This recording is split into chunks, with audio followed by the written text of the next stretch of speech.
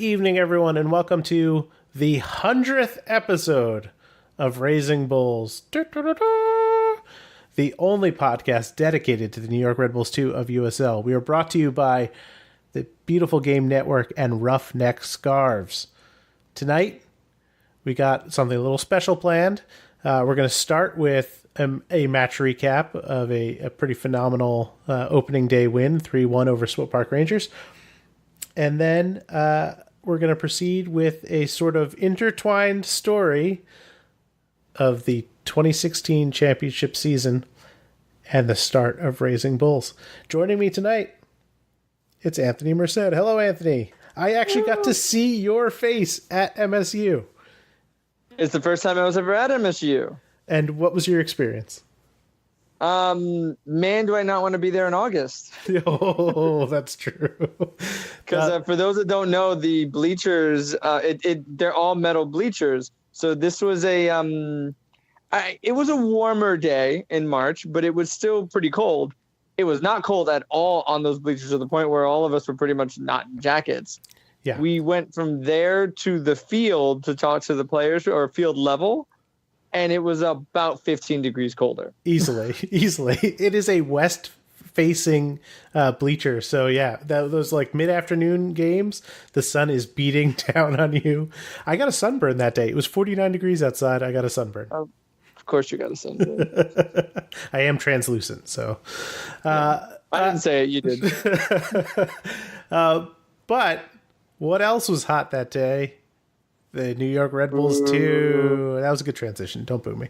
Well, maybe not necessarily hot in front of goal, even though they walked away with three of them. They missed probably an opportunity to score 6 or 7.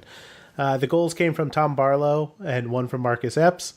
I thought in general, Vincent Bezecourt looked very good on the day. It's clear that he is above USL level, but it's nice to see him still working himself back up to fitness, same as Florian Velo. I think in general, the finishing needed improvement, but there really wasn't much of a challenge from Swope Park. Anthony, what did you see? No, Swope Park was a mess. They looked like a team that had maybe trained together a few days before. And then Red Bull 2 obviously looked like a team that had played together for quite a while, because they did so in the preseason. They also, some of the loan downs from MLS really looked like MLS players. Marcus Epps definitely looked like, he looked like Messi out there with how he was moving the ball. Which is kind of crazy. The level of a guy who is fighting for minutes in the MLS level, what he can look like down in the USL. So they had all the right pieces in all the right places to get that win. And, in terms of things that we, were worrying about heading into the season, I think top of the list was the back line. Now, they weren't challenged a ton in this match, but, the one moment, essentially Swope Park's best opportunity on the day, and one of the few opportunities they had, they were able to put into the goal.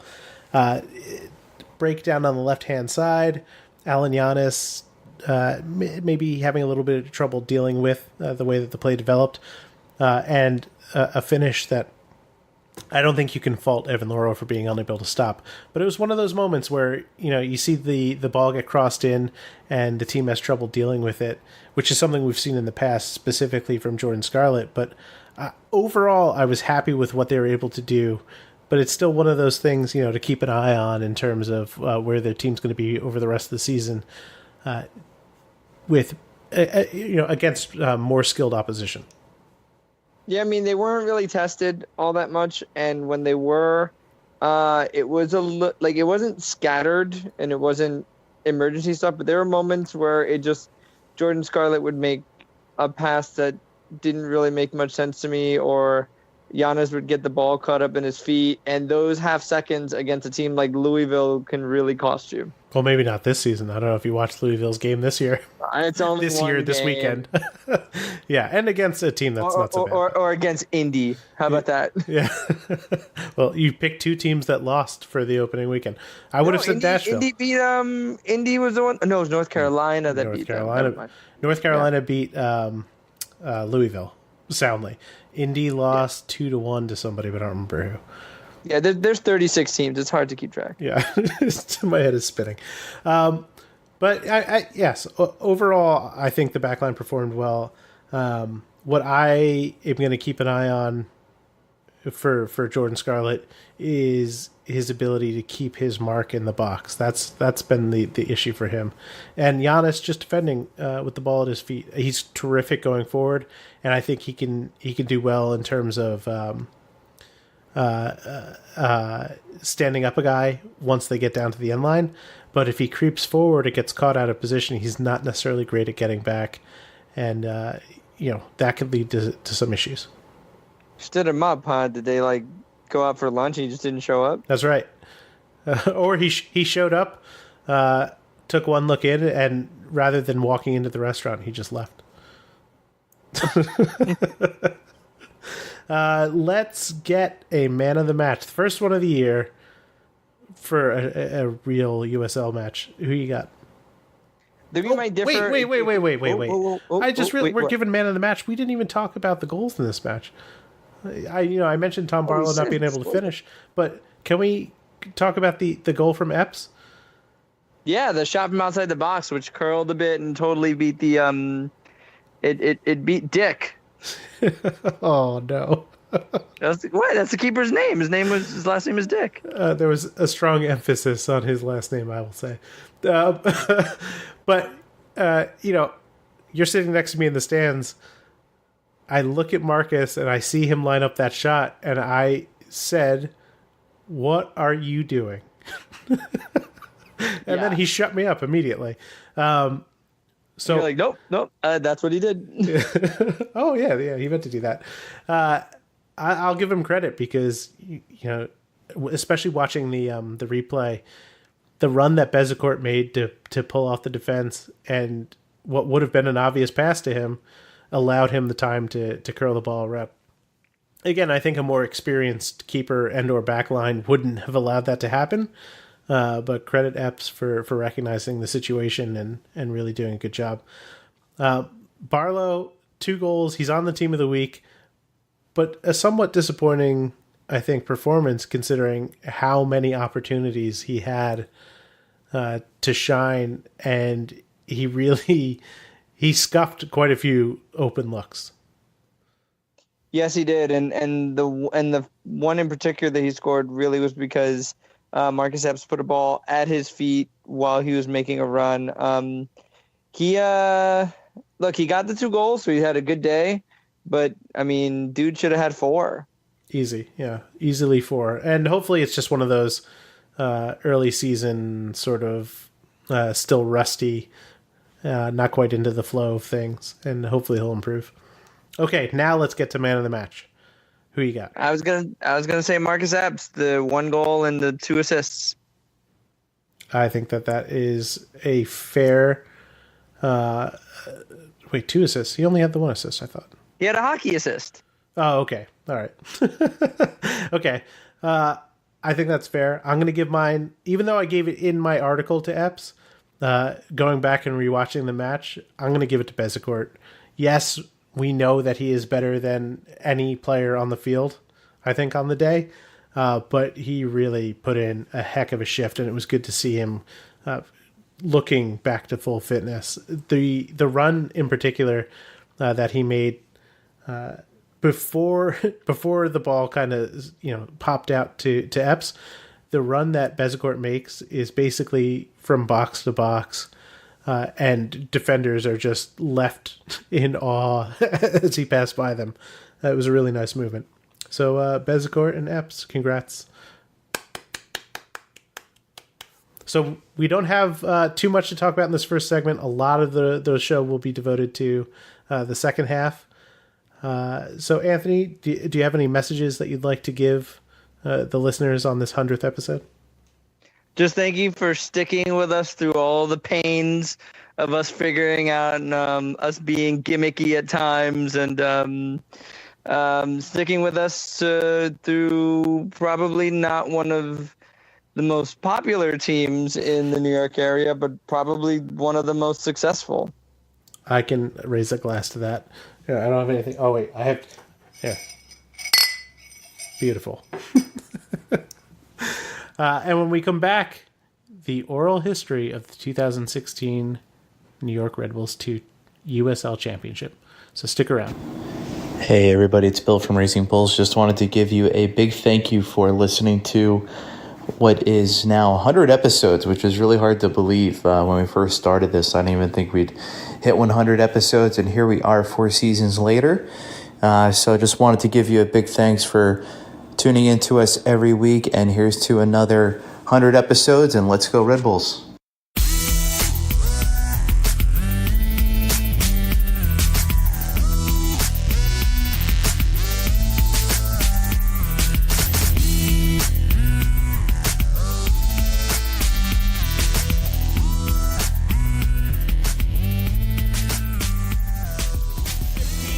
USL Cup final champions. And now it's time to award the 2016 United Soccer League Championship Trophy to the New York Red Bulls 2. One.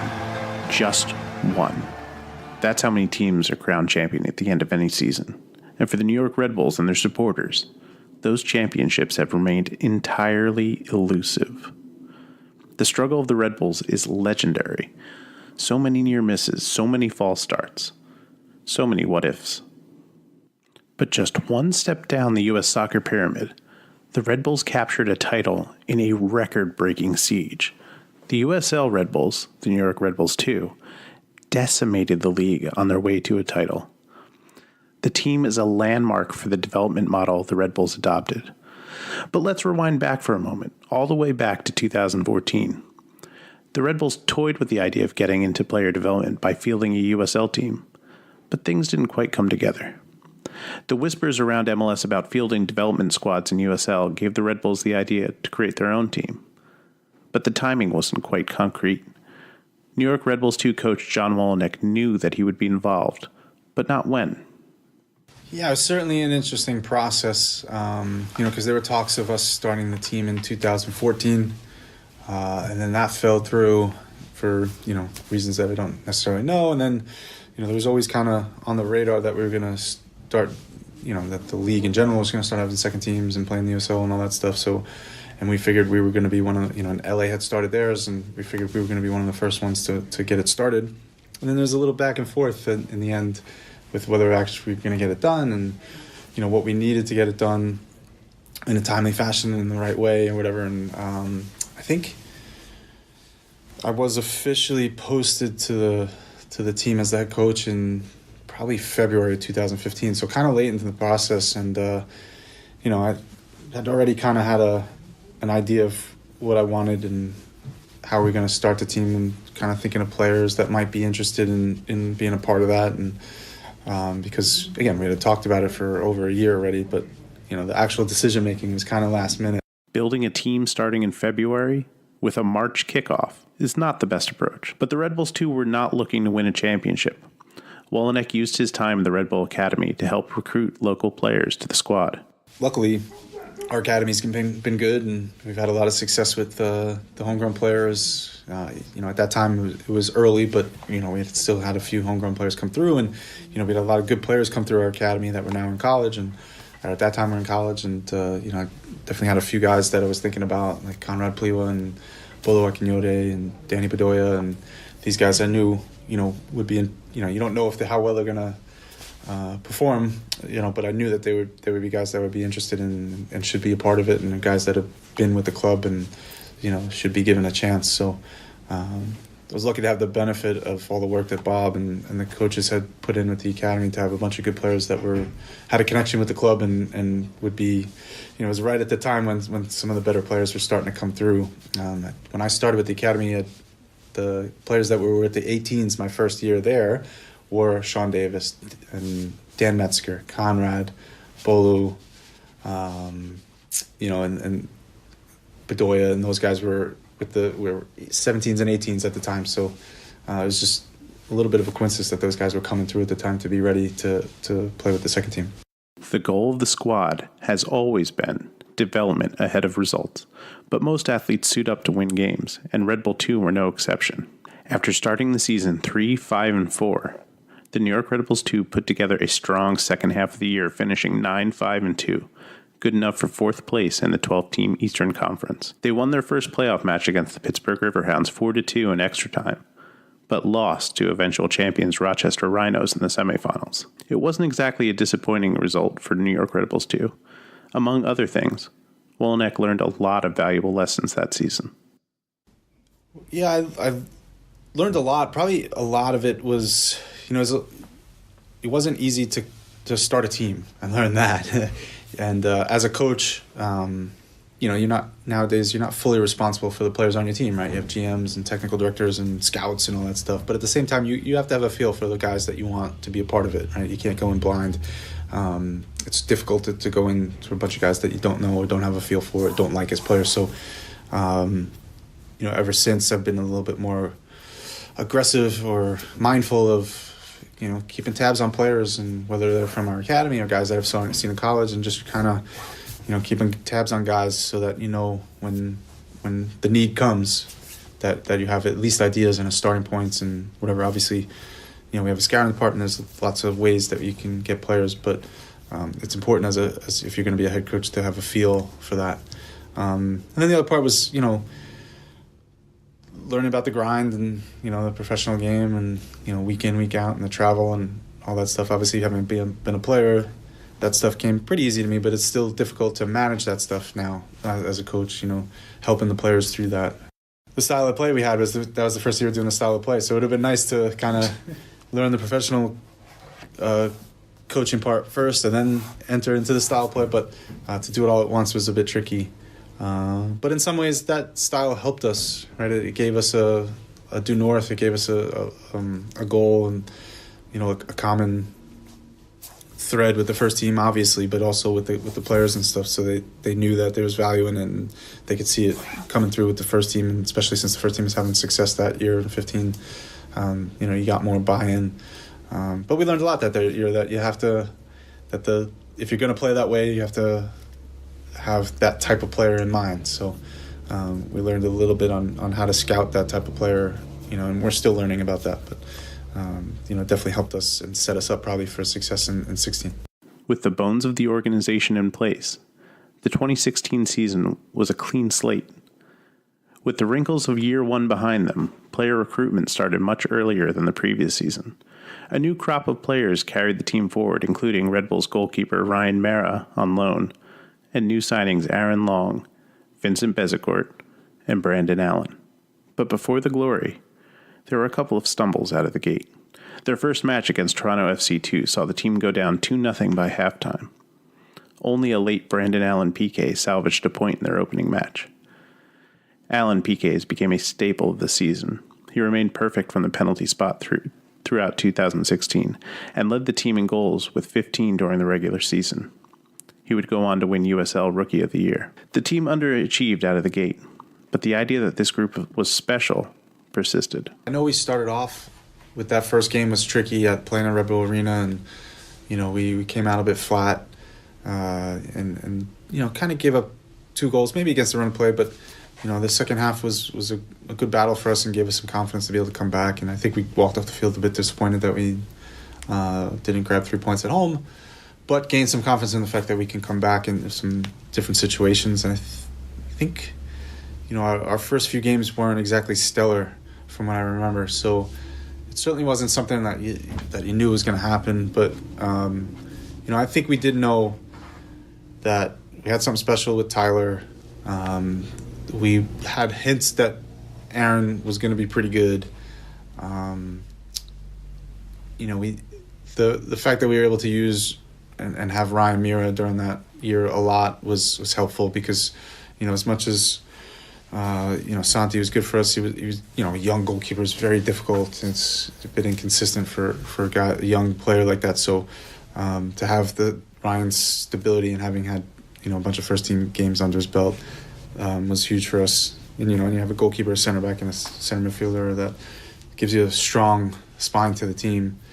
Then we knew with Brandon Allen coming in that Brandon scored at every level he's ever played at, so yeah. We knew that we were going to get some production there. So we were certainly excited about a bunch of the guys, and but at the same time knew that, it's a hard deal for new guys coming in because Aaron was a little different because he had played professional for a little bit, but usually we get, first year pros that are learning how to, take a step up from college or 2 steps up from college, learn how to be a pro, have longer season, more training, longer preseason, and then at the same time trying to learn the tactics and the style of play. It tends to give us some bumps in the road early, and I think that's shown over the 4 years that we, maybe we start off okay in the beginning because we have some first team guys and they've been able to play through preseason, but then we hit some bumps in the road because guys are still getting fit, still learning the system, still a little bit indecisive, and then we start to hit our stride towards the end when things start to get clear. With the team's success and relative anonymity in the tri-state area, the idea to start this podcast was born. Walking into the first match of the season in 2016, I sort of blurted the idea out to Chris Orihuela, the New York Red Bulls 2 communications coordinator at the time, thinking, he's never going to go for this. I didn't have a clue how to set up a podcast or how I would be able to host it. But like I said, no way Chris is going to go for it, right? But then he said yes. Good evening, folks, and welcome to the premiere edition of Raising Bulls, the only podcast dedicated to the New York Red Bulls 2 of the USL. We're brought to you by LastWordOnSports.com, where you get the last word. Tonight we'll be joined by head coach John Wolyniec. Joining me, Joe Goldstein, is Anthony Merced. Anthony, welcome to the show. Hello, good to be here. Fantastic to have you. Hopefully, in the coming weeks, we'll be picking up some steam. Right now, I think we're just going to kind of find our groove. Yeah, well, much like the USL teams, everybody takes a few weeks to find their groove. Yeah. So, let's not mess around too much. Let's just get right into it. Just like New York Red Bulls 2, we had a lot of stumbles out of the gate. I cringe listening to it now, but within a few weeks, both the Red Bulls 2 and Raising Bulls were running like a finely tuned machine. From May 7th through July 23rd, New York Red Bulls 2 went undefeated. Every match, every team they faced, they walked out with at least a point. For a team not concerned with results, they were achieving at levels no one in USL expected. It was hard to contain the excitement off the field. On the field, Wolyniec, Ibrahim Sagaya, and Vadim Kirilov figured out their own ways to keep the team motivated. Like I said, we had some talent, so we knew that there were a bunch of pieces on this team that were going to be pretty good. And then, it took us a couple games, but then after that, it didn't take long for us to recognize that we were going to be good. And I think, in that early part, after the first couple games, we started to, really defend well. And Aaron showed how clever and savvy he was in the back, and Tyler was starting to take off, with his physical prowess in the midfield and how dominant he was. And, we knew we had Metzger next to him. And so we knew we had some good pieces, especially on the defensive side. And then we knew we had multiple attacking options to go at teams, whether it was with Derek or Brandon or Junior. And, we have Vince, but Vince took an injury early, so maybe that was part of the reason why we didn't quite hit our stride right away. But I think when you have a team that defended as well as we did, because in the first year we gave up a decent amount of goals, so and it's fairly normal with the way we play. If you're going to be that aggressive, then sometimes you're going to get punished. So for us to be able to play that aggressive and still really limit other teams' options going forward and really take away their chances, that's when we start to realize, okay, this is something that's going to gain some momentum, and the guys start to get confident. And if it just felt like any game that if we weren't up in the first 15-20 minutes, it's like, what's going on? This is weird. And then even if we did go down, we were like, all right, no worries, we're going to get chances and we're going to get goals. And I just remember walking off the field even during that unbeaten streak when we had ties that felt like losses. A lot of my refrains that year with the we do a to-do list before the game about certain things that might be important during the game, and a lot of times we talked about shutouts and limiting the other team and zero chances and stuff like that, because we knew that development was important. So it wasn't just about winning. Right. It was challenging us, and at times when you're dominant, it's easy to kind of take your foot off the gas a little bit and not quite push yourself enough. So I knew I had to come up with certain challenges within the game, not so much just winning, but other things, so certain stats or ideas or ways to dominate the game that we're going to challenge our guys to keep pushing them forward. And I think that kind of fed into itself and kind of helped the team even push through those easier moments and still continue to get better. There's a reason why we only lost 3 games that year. Like, guys were into that whole part, and they took on those challenges in a good way. And it, sometimes that has to do with the staff, but a lot of times it's more often probably has to do with the type of players that you have. Aaron Long's role in the defense played a big part in New York Red Bulls' 2 success that season. The cast-off midfielder who spent time with the Seattle Sounders and Portland Timbers was in a new environment and a new position.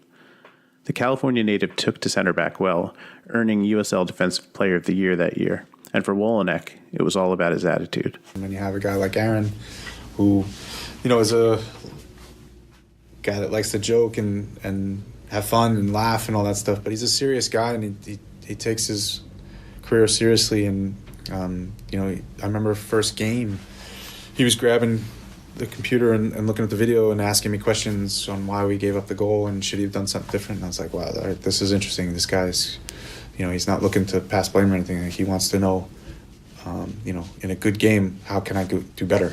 Long used his success that season to propel himself to the MLS level. After expecting to be a depth option, early season roster rotation and injuries left Long as the main option for then coach Jesse Marsh. He has rarely left the Red Bulls lineup since. After finishing the 2018 season as MLS Defensive Player of the Year, Long earned a lucrative contract that keeps him at the club for the foreseeable future and regular U.S. men's national team call-ups under coach Greg Berhalter. The other star of the 2016 season was young Tyler Adams. He was the first New York Red Bulls 2 player signed in the club's history, and few had seen him play previously. The midfielder didn't catch the eye standing in a crowd. He was unassuming off the field. But when the whistle blew, a different beast emerged. From the moment he stepped on the field, it was impossible to ignore his presence and skill. Adam's star rose with the 2016 USL Champions. The players, too, forget how young he was at the time because he did have such a... it always struck me when I saw him at the academy. I didn't do a lot of work with him at the academy, but, I was always around him, and he just stood out as far as posture and maturity, and his voice, his effort all the time. Like, he's just older than other guys, even if they were the same age. It didn't matter what their birth date was, right? He just seemed older. He seemed more driven and concentrated on what he wanted. So, and he's a fiery guy. He's not afraid to yell at guys, too. So he's going to have a good example, but he's also going to push and challenge guys, too. So, having him around certainly is, not only motivate himself, but definitely motivated the guys around him for sure. After losing 2 games in July, back-to-back losses, New York Red Bulls 2 finished out the rest of the season without another one, setting numerous records along the way. They set the record for points in a season, 69, most wins on the road, and shutouts. That largely helped Wolenek win USL Coach of the Year. While the points record and wins record have fallen thanks to a longer season, the achievements of the 2016 Red Bulls stand out. When it came time for the playoffs, the Red Bulls team knew they didn't have it easy. Finishing the way they did put a big target on their back, and keeping the squad motivated remained a challenge. Yeah, so I think going into the playoffs, I was kind of, when you do set some records and you have the season that we did with so few setbacks and so few failures, so to speak, and you're hosting, you're hosting all the games, and the pressure to win at home and the pressure to, host another playoff game. I think there was a lot of pressure on the guys, especially for a bunch of young guys. So I think that led to us maybe not having our best games in the playoffs and not dominating as much as maybe we should have. The playoffs started on October 2nd. First up, Orlando City B. The Red Bulls 2 made quick work of the other MLS development squad, beating them 4-0.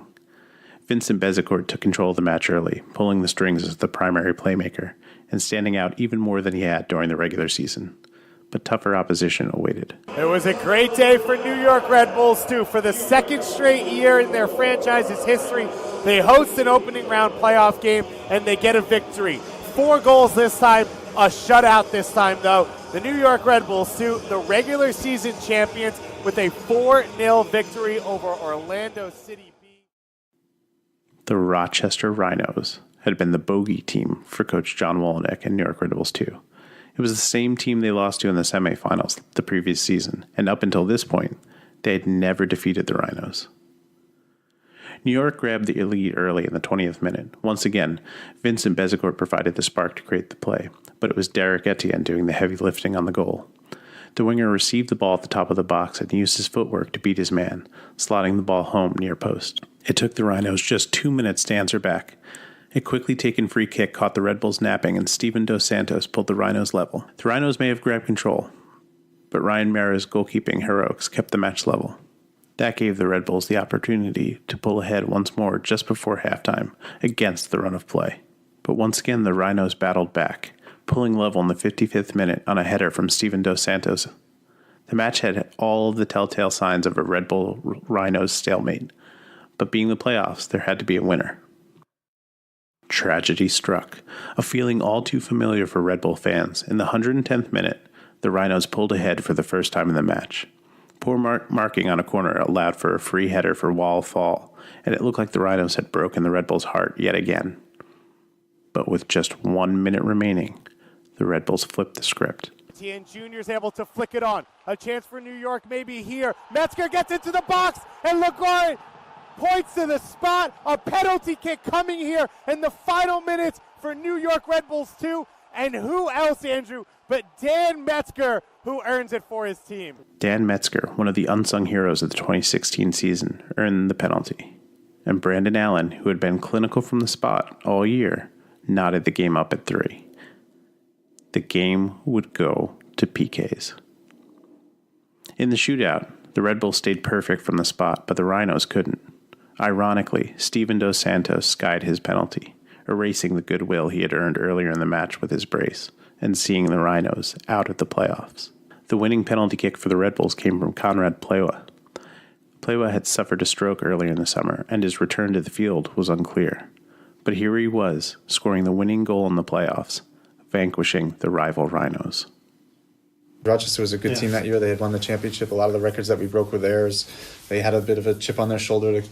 Bob Louie's a good coach, and I'm sure he, showed him some articles about our team and how we, maybe, matched or surpassed their points and whatever. So they came in and put a lot into it, and they were very good and,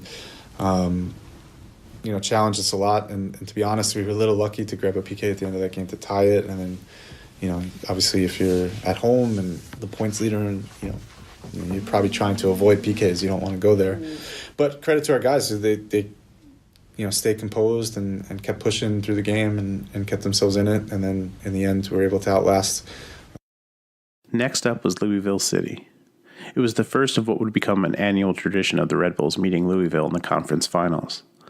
Louisville entered the playoffs as the 2 seed, and a matchup between the two best teams in the Eastern Conference made for a more tentative game than you might guess. In the 11th minute, Louisville took the lead. Once again, poor defending on a set piece led to a goal for Paco Craig, and the Red Bulls looked like they had used up all their effort in the previous round to defeat the Rhinos. Following the goal, Louisville stayed in the driver's seat for most of the match, but they failed to capitalize on a number of good chances. They would regret their wastefulness in the 74th minute. Florian Valot headed the Red Bulls level, showing late-game heroics like his first goal for the squad, a late winner over FC Cincinnati in a come-from-behind victory earlier in the summer. The remainder of the match saw 3 red cards. Sean Reynolds and Paco Craig for Louisville, and future Louisville player Devin Speedy Williams for the Red Bulls. Speedy's red card saved the Red Bulls from a one-on-one opportunity for Cameron Lancaster. Arguably, it saved the match. But once again, the match was decided in PKs. And once again, the Red Bulls were perfect from the spot. But this time, Ryan Mara made 2 saves, sending Louisville packing. The Louisville game was a little bit different. We go down again, but we get back into it earlier, and I felt like we had that game a little bit more in control, and we were kind of searching for a goal and didn't quite get it. Again, though, a really good team, and they've shown since, a lot of those guys still on the team, winning championships with that club. So it just shows that, as good as we were, there were still good teams to overcome in that playoff run, and there's certainly some challenges for us, and sometimes when you have a dominant season, when the challenges come in the playoffs, sometimes they're hard to overcome. But credit to our guys, and yeah, I think there are some lasting effects from that. And there's a reason why, it's important to have a second team that plays in a competitive league and has competitive games, right? You want those valuable moments. Those games have a little extra to them when there's a little more, move on, go home or move on. All that was left now was the USL Cup final against the Swope Park Rangers. The Red Bulls were favored to win, but facing Western Conference opponents is difficult to judge in USL. All teams play a single match against Western opposition during the regular season, so there are no basis for comparison. While many expected the Red Bulls to win, few were ready for how big that win would be. Leading up to the match, Wolnick was worried the team was burnt out. After 2 back-to-back matches that went 120 minutes and PKs, he wasn't sure if his young team could find it in them to do it again, especially if the match went to extra time. Yeah, it's an interesting time. Obviously, each year the season has gotten longer, so they added a couple games that year, and so the season was longer, and then obviously playing in the playoffs, it was a long season, and those last few weeks were tough because, we, as much as I didn't play and run around, 90 minutes, PKs, 120 minutes, PKs, that's a lot. Yeah. So there was a worry about, could we turn around again and put another effort in if we had to go to extra time? Like, what was that going to mean for the guys? And, were guys, on their last legs or whatever. So certainly there was a bit of apprehension there and concern. But, we knew we had a lot of success, so there was certainly a lot of confidence. And it was an exciting day, and, the ability to host and be at Rebel Arena. And, it was an interesting week because media was around and the USL office staff was around, and it was definitely a different feel during training. And, the club had done some things to recognize the team as well. And so it was certainly different, and it felt, like a finals week, so to speak. So, and I just, in my mind, was just trying to think, all right, all the work from my side is pretty much done because, game management is important, but, it's more about how the players experience this. So I just wanted to make sure that I presented myself in a way in front of the team that, listen, just, I'm going to enjoy this, you guys are going to enjoy this, and just have a good time enjoying playing a big game. We've done so much work to be able to have this moment. I didn't want any of my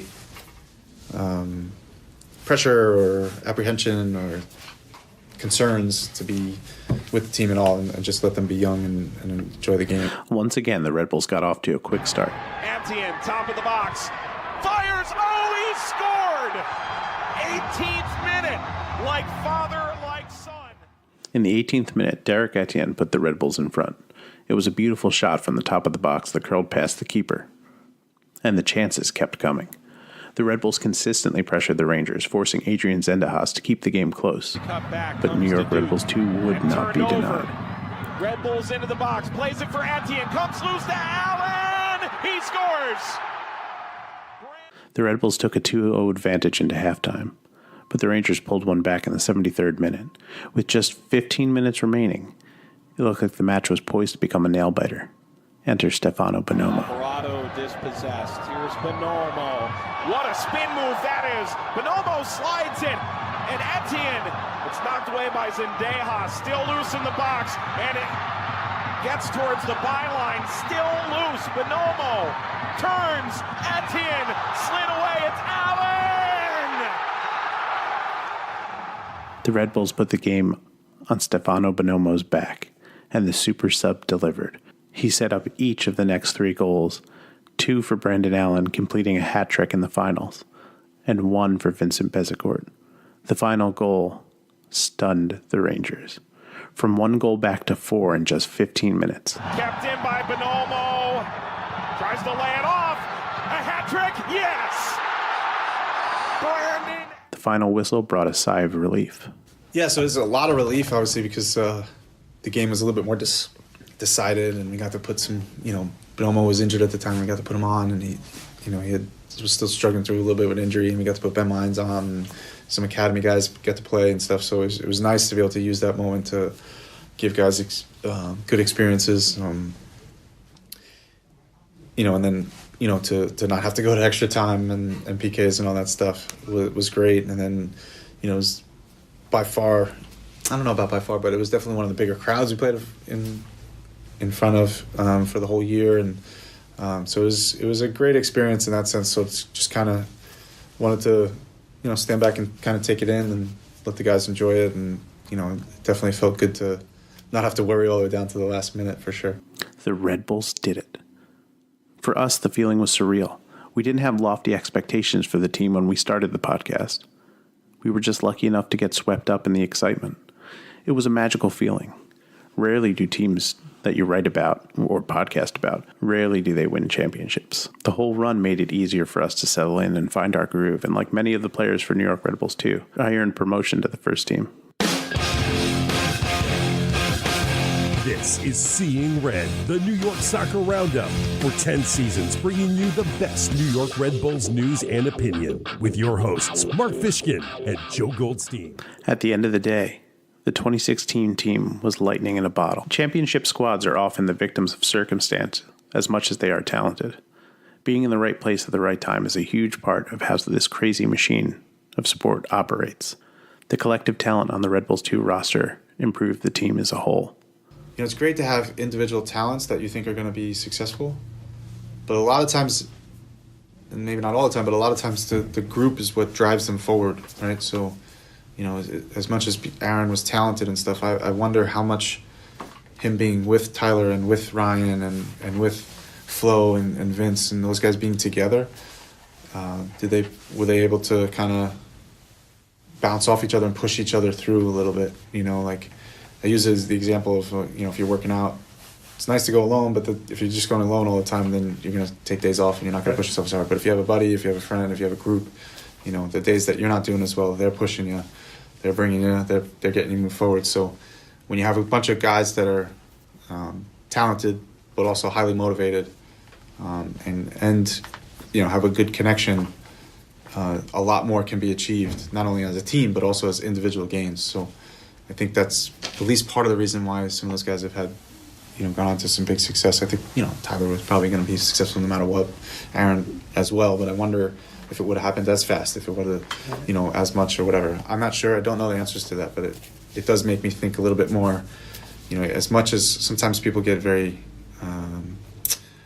into individual development plans when they're trying to produce players, and that's great, and I'm not saying don't do that, but the group matters to the individual development. So you have to spend a lot of time on the group to make sure that they're, that the chemistry or whatever is there, so that, obviously you need a good team, but the way they interact with each other there's a lot of gain to be had there.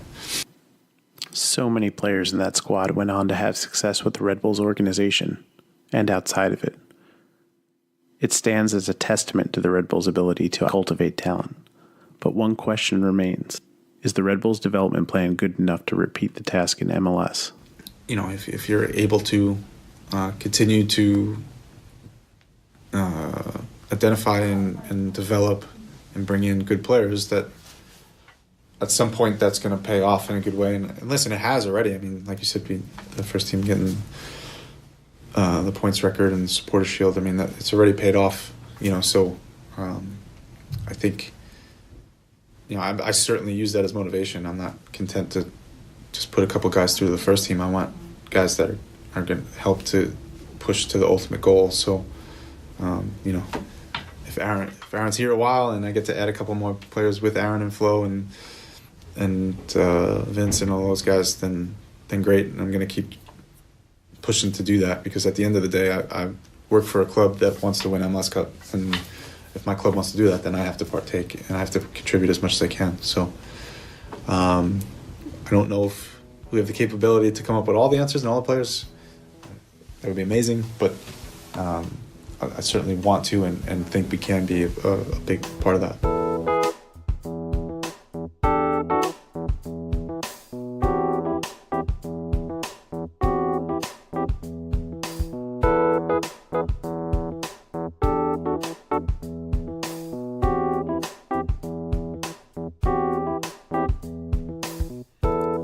In 3, Well, I guess I don't even need to count down actually, because Just go. yeah. When do you first remember meeting me? I could tell you when I remember meeting you. I don't remember the exact time, but it was a Red Bull 2 game. What I was about to say 20. It was in 2015. That's right. Yeah. But I do remember that because we were 2 of like 3 people covering the game. So I think Dan Feuerstein was there. I couldn't remember if there was another person there. It was the Open Cup game against the New Jersey Express. Yes, actually, yeah, I was thinking of another game after that. You are absolutely right. That was the NJIT game. Yes. Because I remember thinking, man, that goalkeeping coach looks a lot like Bill Gaudette. And then one of the Red Bull media guys told me that's because it is Bill Gaudette. A shock indeed. And I gave you a ride home that day. I think... No, you gave me a ride to the path at Oh, that's right. Yes, not home. At whatever it is, the Red Bull Arena path, the Harrison stop. Yeah. And then I think I vaguely remember running into you one more time that year, but not really conversing heavily with you until the next year at Red Bull Arena. Yeah, because then we were suffering together. Not really suffering because Red Bull 2 was good that year, but we were we were pretty much suffering together through those really, really awful summer day games. What were your first impressions of me? You're all right. When I brought up the idea of the podcast to you, were you like, this is never going to happen or go anywhere or nobody was going to listen? No, I figured it was going to happen. At that time I was in and out of a few different podcasts that were kind of stop starting. So I figured, well, we'll see what sticks. At the time I was writing for Empire of Soccer and Dave Martinez had a podcast, a very short-lived one. And then there were a few other ones. There was like a Cosmos Country one that I was on for a little bit. This is before those guys went and did what would eventually become the Pint After podcast, which I don't even know if they still do anymore. But it was before all of that. So yeah, it was kind of like podcast hopping. I was on Seeing Red a few times. I'll tell you what, I didn't have any clue how to put a podcast together. I wasn't sure of what platform I was going to use to be able to broadcast it to the world. Because when I came up with the idea, it was literally just like spur of the moment. I was talking to Chris and like in my head, I was like, ask him about this. Maybe you can get this to happen. Didn't the early shows were on Podbean, right? They're still on Podbean. Yeah. Oh, wow. Look at that. Well, they were on Last Word SC. So we didn't have our own, or Last Word. Yeah, I think it was Last Word FC Media. We didn't have our own channel, but I hadn't even run the idea past Mike Kovacs, who's the CEO of Last Word on Sports, whether or not we could have a podcast at all. It was just while I was talking to Chris, I was like, hey, how would you feel about doing this? With no real expectations of them agreeing to it. And Chris was like, yeah, that sounds like a great idea. That would be amazing. And then I was like, oh, crap. Now I actually have to do something and get this together. We should have Chris on at one point talking soccer. The old, the first of the media guys for Red Bull 2. Yeah, that is a good idea. We should have done that for this episode. What was I thinking?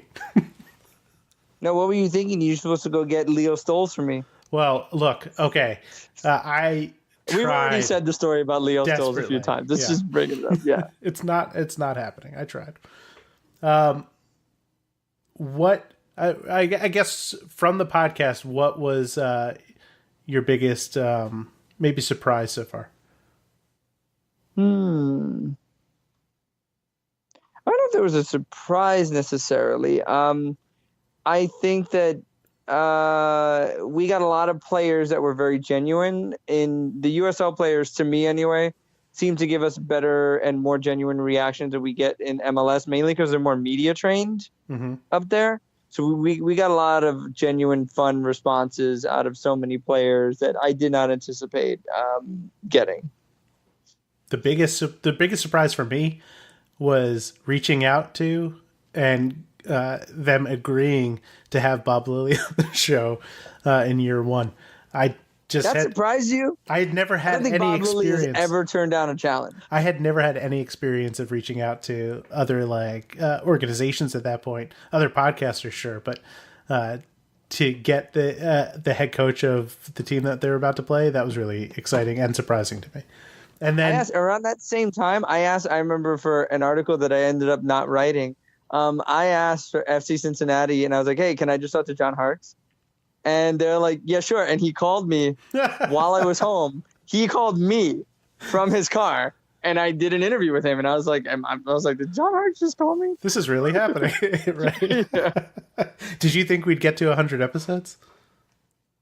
No. I didn't even really think about it. Like, it wasn't until like 2 weeks ago we were like, hey, we're coming up with the 100th episode.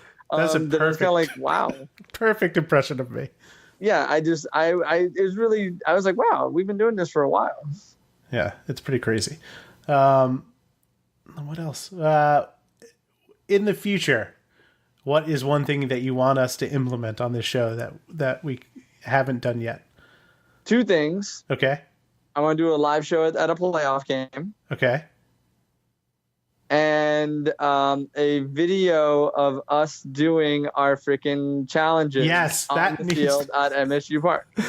Getting on the field at MSU Park might be a stretch. We'll have to find out. But yes, all right, I agree on both of those points. And I'd like to do some more like video stuff from matches, and I want Evan Laurel to be the keeper. I think he would love that. Oh man, yeah, lofty goals, but I think we can get there.